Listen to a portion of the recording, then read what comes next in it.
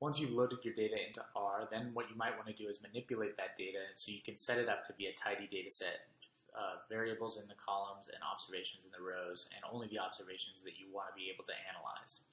So this first part of this lecture is just going to recover some of the information that you've already seen about subsetting that you've probably seen in your R programming class, in case you don't remember it on the top of your head. So what I'm going to do is I'm going to create a data frame here, and I'm going to create that data frame with 3 variables that are labeled var1, var2, and var3. And then what I'm going to do is I'm actually going to scramble up those variables so that they're not in a specific order, and I'm going to make some of the values be missing. So I'm going to make some of the values NA. Once I've done all that, I see that this is the data set that I've created. So you can see in any of the columns, the values aren't necessarily in order, and you can see that for variable 2, there's a couple of missing values with the NAs.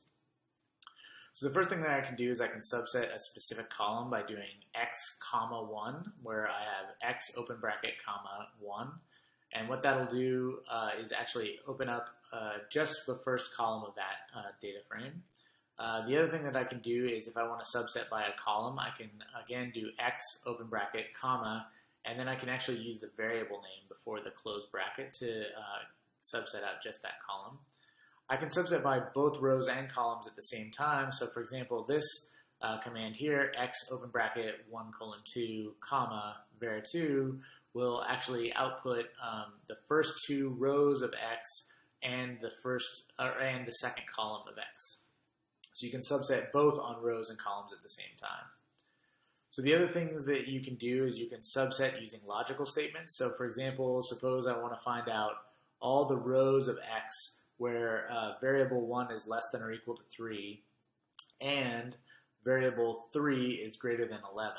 So to define those rows, I can pass it this logical argument like that to subsetting the rows, and I end up with just the rows where both of those conditions are met. I can also use an OR, so I can try to find the rows where variable 1 is less than or equal to 3, or using this pipe command here, variable 3 is greater than 15, and the result is this data frame here where one or the other of those 2 conditions is met. Finally, if I'm dealing with NA values, subsetting on NAs will not produce the actual rows, and so what you want to do is you want to use the which command. So if you use which, it will return the indices where variable 2 is greater than 8 in this case.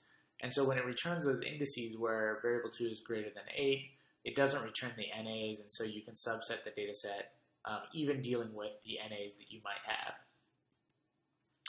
You can also sort variables, so using the sort command. So if you type sort and then pass it x of variable 1, it will sort the values in increasing order.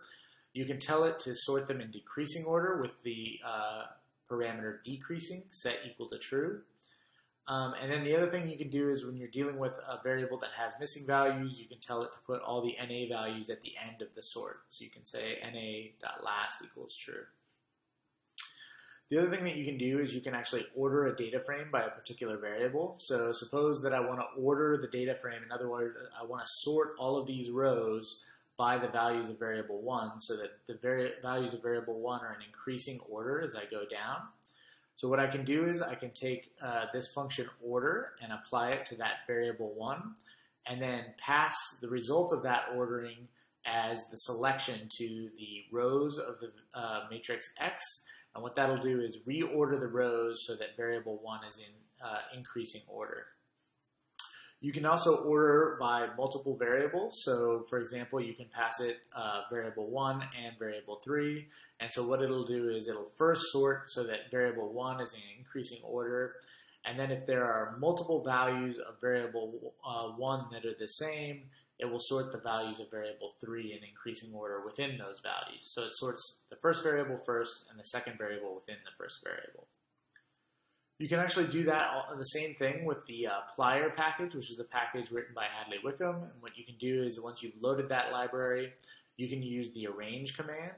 So the arrange command takes a data frame and then you can tell it a variable, and that variable will be the variable that the data frame is sorted on. So now you can see we've sorted on variable 1, and so variable 1 is in increasing order here. You can also tell it to do decreasing order by just passing to the arrange command, the data frame, and variable 1, but wrapped with the DESC function, which will tell it to put it in descending order. You can also add rows and columns to data frames, quite straightforward process. So you just basically say x of variable 4, so this is a variable that wasn't in the data frame before. We're going to assign to that variable a new vector that's a random normal vector of length the same dimension as the number of rows of the data set. And then you can see that that variable has just been added to the data set like that. Another way that you could do this is by using the cbind command. So what that will do is it'll take the data set, the data frame x, and it will column bind the new vector to, it will basically add a column on the right-hand side of x. If I put these in the other order, if I put rnorm of 5 here and then x second, what it would do is it would bind that column to the left side of x, which is sort of intuitive. If you want to bind rows, you can use the rbind command. So it's the same command, only with an r at the beginning. And so if you put the rnorm at the end, what it'll do is it'll bind it to the bottom of the data frame.